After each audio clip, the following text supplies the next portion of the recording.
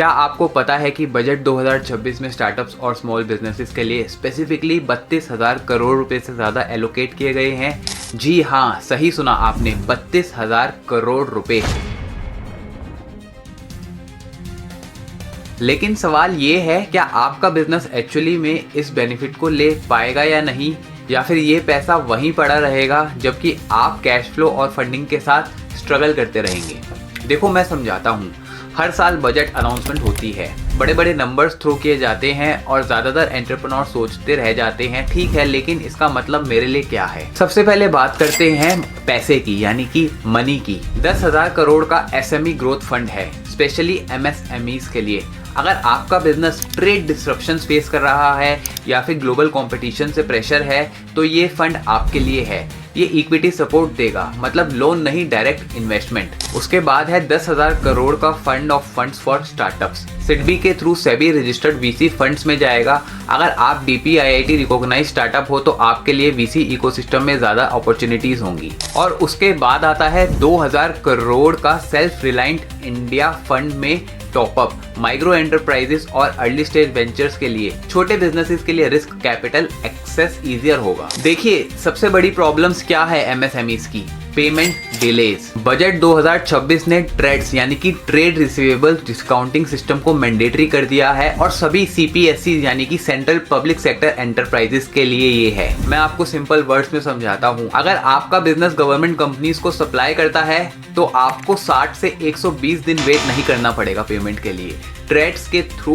24 से 48 आवर्स में आपको इनवॉइस डिस्काउंट करके पैसा मिल जाएगा। उसके बाद क्रेडिट गारंटी सपोर्ट भी है इनवॉइस डिस्काउंटिंग के लिए। जेम यानी कि गवर्नमेंट मार्केट प्लेस भी फाइनेंसर से लिंक होगा, मतलब वर्किंग कैपिटल की टेंशन ऑलमोस्ट खत्म। अगर आप एक टेक स्टार्टअप हो या फिर AI या फिर डीप टेक स्पेस में काम कर रहे हो, ये सेक्शन आप ही के लिए है। Deep tech fund of funds announce हुआ है। सेमीकंडक्टर्स, AI, स्पेस, बायोटेक, इन सभी सेक्टर्स में पेशेंट कैपिटल मिलेगी। स्टार्टअप रिकॉग्नाइजेशन पीरियड 10 साल से बढ़ाकर 15 साल कर दिया गया है डीप टेक वेंचर्स के लिए, मतलब आपको प्रेशर नहीं होगा जल्दी रिजल्ट्स दिखाने का। उसके बाद 20,000 करोड़ का R&D allocation private sector innovation के लिए है। 10,000 PM रिसर्च फेलोशिप्स और AI centres of excellence. Talent और कैपिटल दोनों प्रॉब्लम सोल्व हो रही है इससे। 500 crore for AI centres of excellence के लिए है, जिसमें 80 से ज्यादा इंडिया AI लैब सेटअप होंगी। और उसके बाद आती है 40,000 करोड़ की electronics component manufacturing scheme. Hardware startups के लिए ये गोल्डन अपॉर्चुनिटी है। ये सुनकर आप शॉक हो जाएंगे, फॉरेन क्लाउड कंपनीज अगर इंडिया में डाटा सेंटर सेटअप करती हैं तो उन्हें 2047 तक टैक्स हॉलिडे मिलने वाली है, यानी कि पूरे 20+ ईयर्स के लिए टैक्स फ्री ऑपरेशंस। पर इससे होगा क्या? क्लाउड सर्विसेज चीपर होंगी, कंप्यूटर कॉस्ट कम होगी और टेक इंफ्रास्ट्रक्चर स्ट्रॉन्ग बनेगा। अगर आपका स्टार्टअप क्लाउड डिपेंडेंट है तो आपकी भी कॉस्ट ऑटोमेटिकली रिड्यूस होगी। और हाँ, अगर आप मैन्युफैक्चरिंग स्पेस में हो तो सुनो ध्यान से। बायोफार्मा शक्ति स्कीम है, जिसमें 10,000 करोड़ रुपए एलोकेट किए गए हैं 5 साल के लिए। उसके बाद है India semiconductor mission 2.0, major push मिलेगा चिप डिजाइनिंग को।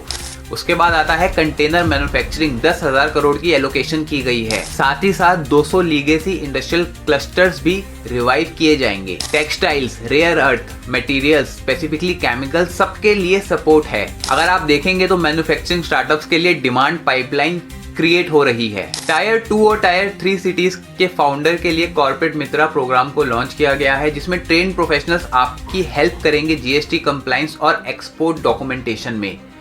नया इनकम टैक्स भी अप्रैल 2026 से आ रहा है, जिसमें सिंपल लैंग्वेज, फ्यूअर सेक्शंस और कंप्लायंसेस इजी हो जाएंगे। Women, schedule caste, schedule tribe entrepreneurs के लिए कोलेटरल फ्री लोन्स का प्रोविजन दिया गया है 2 करोड़ का, और वो भी पूरे 5 साल के लिए। शी मार्ट्स यानी कि self help groups enabling markets, women lead business को मार्केट एक्सेस मिलेगा। तो इतना सब कुछ सुनने के बाद आप सोच रहे होंगे कि भाई अब करना क्या है, क्या करना चाहिए? स्टेप 1 में सबसे पहले चेक करो आपका स्टार्टअप DPIIT में रिकॉग्नाइज है या नहीं। MSME है तो उद्यम रजिस्ट्रेशन कंप्लीट है या नहीं। स्टेप 2 में GST कंप्लायंसेस कंप्लीट रखो, ये जरूरी है। सभी स्कीम्स का बेनिफिट लेने के लिए। और स्टेप 3 में अगर आप डीप टेक स्पेस में हो तो 2 साल से ज्यादा का ऑपरेशनल ट्रैक रिकॉर्ड और ऑडिटेड फाइनेंशियल्स आपको रेडी रखने हैं। और स्टेप 4 में ट्रेड्स यानी कि ट्रेड डिस्काउंटिंग प्लेटफॉर्म पे रजिस्टर करो अगर गवर्नमेंट कंपनीज को आप सप्लाई करते हो। और स्टेप 5 में फाइनली आपके लिए जो भी स्कीम रेलेवेंट है उसमें इमीडिएटली अप्लाई करो, वेट मत करो। देखिए, बजट 2026 सिर्फ अनाउंसमेंट नहीं है, ये एग्जीक्यूटिव फोकस ब्लूप्रिंट है स्टार्टअप्स और एमएसएमईज के लिए। गवर्नमेंट ने क्लियर सिग्नल दिया है, एंटरप्रेन्योरशिप को स्केल करना है, सिर्फ एनेबल नहीं। अगर आपको ये वीडियो हेल्पफुल लगी तो लाइक करो, सब्सक्राइब करो जस्ट स्टार्ट को, और कमेंट्स में बताओ कि आपके बिजनेस को इन स्कीम में से कौन सी मोस्ट रेलेवेंट लगती है। Startup India turns 10 this year और बजट 2026 ने दिखा दिया है कि नेक्स्ट डिकेड इवन बिगर होगा। Let's build together.